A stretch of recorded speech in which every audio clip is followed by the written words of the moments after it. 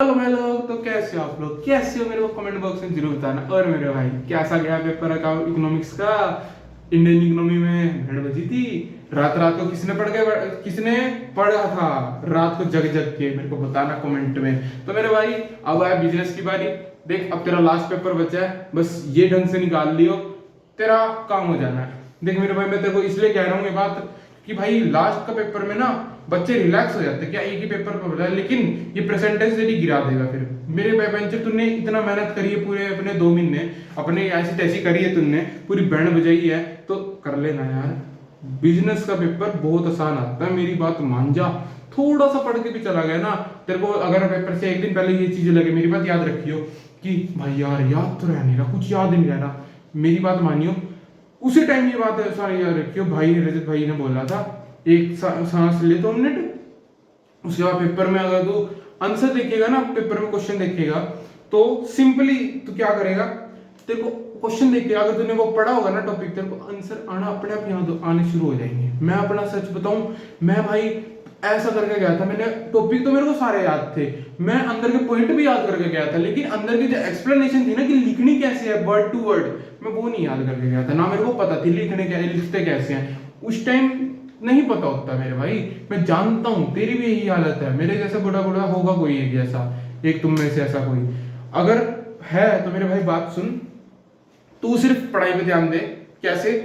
जो जो पॉइंट्स है ना लिखे हुए, जैसे फीचर्स बता दिए कि बताओ क्या क्या फीचर्स होते हैं मार्केटिंग के, या मैनेजमेंट के फीचर्स बताओ, ऑप्टिमम यूटिलाइजेशन ऑफ रिसोर्सेज, ठीक है।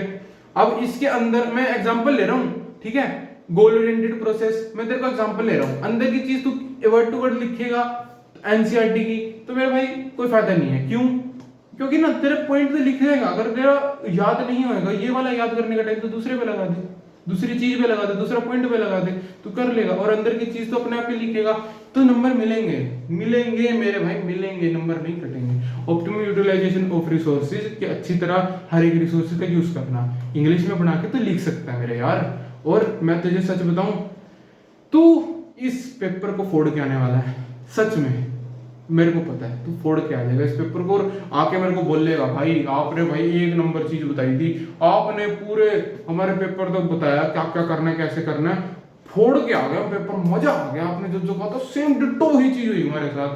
तू मेरे भाई टेंशन ना ले, जो होगा, हमारा तो बेसिक प्रिंसिपल्स ही है बैक बेंचर्स का, जो होगा देखा जाएगा।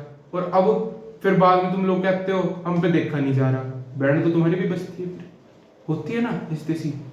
तो मेरे भाई बिना किसी की ऐसी तैसी करे शुरू करते हैं आज का प्रोग्राम। तो मेरे भाई आज तुम लोगों को मैं 4 चीजें बताने आया हूं। पहली कि मेरे भाई पेपर को अटेम्प्ट किस ऑर्डर में करना है, सिर्फ ऑर्डर प्रेजेंटेशन टिप्स अगली वीडियो में बनाऊंगा। दूसरा, पेपर में कॉन्फिडेंट कैसे रहें, ठीक है, कि एक बार कॉन्फिडेंस चला जाए ना पेपर में तो बैंड में चलती है। तीसरा, तू पेपर के रीडिंग टाइम को कैसे अच्छी तरह यूज कर सकता है। चौथा, तुझे अपने आप से मतलब कैसे रखना है पेपर में, मैं बताता हूं। सबसे पहले देखिए मेरे भाई, रीडिंग पेपर को सीक्वेंस में अटेम्प्ट करेगा, और दूसरी और तीसरी चीज सेम ही है, रीडिंग टाइम को तू अपना गोल्डन टाइम की तरह यूज करेगा। कैसे? तो मेरे भाई अगर तू रीडिंग टाइम में 10 एमसीक्यूज भी निपटा देता है, बचे कितने 10, और ये 10 एमसीक्यूज तूने अगले 15 मिनट या 20 मिनट में निपटा दिए, तेरा आधा घंटा, तेरा सिर्फ अभी तक 3 घंटे में से सिर्फ 15 से 20 मिनट यूज हुए हैं, ठीक है, और तू अब तक 20 नंबर यूज कर सका है।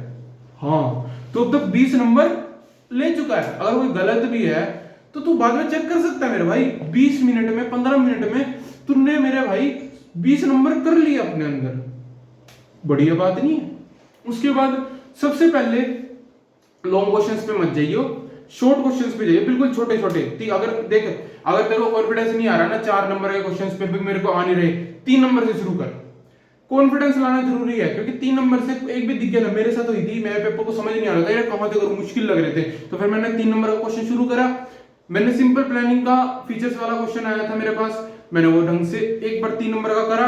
भाई साहब 4 नंबर को जो समय डर के बैठे थे वो भी याद आ कर दिया मैंने, हाँ सच में कर दिया। और केस स्टडी की ऐसी बात है, केस स्टडी ना बहुत आसान आएगी मेरे भाई। ये सिर्फ रियल सीक्वेंस से थोड़ा सा भी दिमाग लगाएगा ना, और तुम्हें तो कहानियां बनानी आती है मेरे बैकबेंचर। तुम तो लड़ाई के बीच में तो कहानी बना देते हो। एक बंदे ने बात बोली, हेलो भाई, कह दिया लड़ाई कर रहा है भैंस की आंख, बोलना कुछ और जाता हूँ, समझ जाओ यार। गाली दे रहा है भैंस की आंख, है ना। मुझे पता है तुम लोग कैसे हो, तुम लोग मुझे लेने वाले हो बहुत लोग हो। तो मेरे भाई सुन मेरी बात, तू पढ़ के आ जाएगा पेपर, तू कर लेगा मेरे भाई। तो जो कह रहा हूँ कर लियो बढ़िया तरीके से। कॉन्फिडेंस कैसे लाना है, 3 नंबर के या 4 नंबर के सबसे पहले अटेम्प्ट करने हैं, उसके बाद 6 नंबर पे जाना है, फटाफट 6 नंबर के निपटा देना, फिर आना है 4 नंबर पे या 3 नंबर पे जो जो तूने छोड़े हैं बस करके खत्म करना है। एमसीक्यू जो रह गए हैं छोड़ना है। अगर लास्ट में रीडिंग टाइम नहीं बचता, अगर लास्ट में 1 मिनट भी नहीं बच रहा है, तो तेरा पेपर पूरा हो रहा है मेरे भाई। बात सुनियो, साथ साथ ना अंडरलाइन करता चलियो।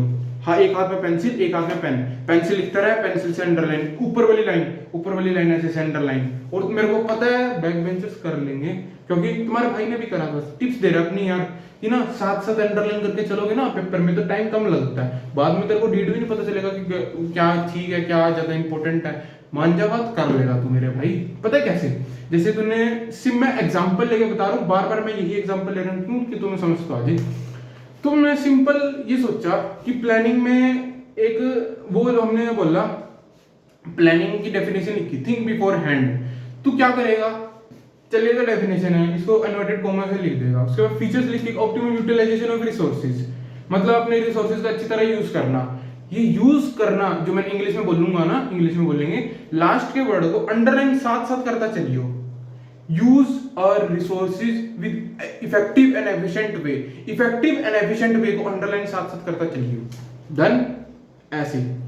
और तू कर देगा मेरे भाई, बहुत आसान पेपर आता, सच बोलूं तेरे को बात, झूठ नहीं कह रहा। और तेरे लिए ना मैं आंसर मैंने कैसे लिखे थे वो भी दिखाऊंगा, तेरे को केस स्टडी कैसे करनी है वो भी बताऊंगा, पेपर में अटेम्प्ट कितने नंबर का कि टाइम कैसे मैनेज करना है वो भी बताऊंगा भाई साहब। तेरे को बुक में से इंपॉर्टेंट क्वेश्चंस भी बताऊंगा, इंपॉर्टेंट टॉपिक्स भी बताऊंगा, तेरे को अपनी मैं बुक भी दिखाऊंगा, सब कुछ बताऊंगा। बस सब्सक्राइब कर दे यार और पढ़ता रहे। इंस्टाग्राम पे फॉलो कर सकते हो, एंग्री रजत 45 के नाम से है, तो जाओ पढ़ो, राधे राधे। और सब्सक्राइब कर दे करो यार, 4 सब्सक्राइबर रहे बस 50 से। चलो जाओ पढ़ो, राधे राधे कर देना, रील बनाना मेरे साथ फिर आके। राधे राधे, जय श्री राम। पढ़ो जाके, जाओ सब्सक्राइब भी कर देना।